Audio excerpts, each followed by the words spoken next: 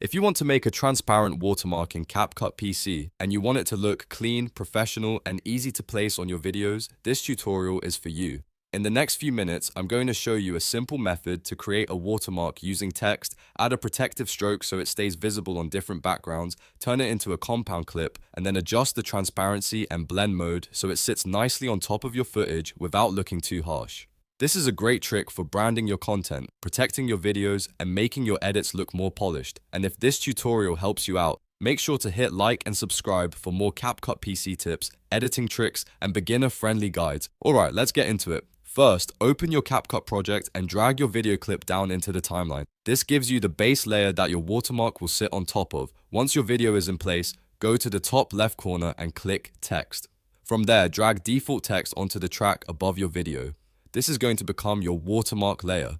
Now, click into the text box and type your username, channel name, or brand name. Keep it short and simple so it works like a real watermark. After that, stretch the text layer so it matches the full duration of your video. This is important because you want the watermark to stay visible the entire time, not just for a few seconds. Next, choose a bold font and adjust the size so it is readable but not distracting. The goal here is to make it visible enough to protect your content while still keeping the video clean and watchable.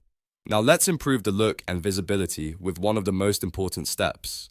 In the text properties panel on the top right, scroll down until you find the stroke option and turn it on. Set the stroke color to black. This creates contrast around the text and helps it stand out better over bright or busy footage. Then lower the stroke thickness to somewhere between 4 and 8. A thin stroke works best because it adds definition without making the watermark too heavy or overpowering. Once your text and stroke look the way you want, the next step is to convert it into a compound clip. To do that, right-click the text layer in your timeline and choose Create Compound Clip. This is useful because it merges the text and stroke together into one single graphical element, which makes the watermark easier to manage and apply as a unified layer. It also keeps your timeline more organized, especially if you plan to reuse this style in future videos. After that, click the compound clip in the timeline so you can edit its visual settings. Then go to the top right panel and open Video, then Basic, and look for Blend. Under Blend, change the mode from normal to overlay. This helps the watermark blend naturally with the footage instead of sitting like a flat sticker on top of it.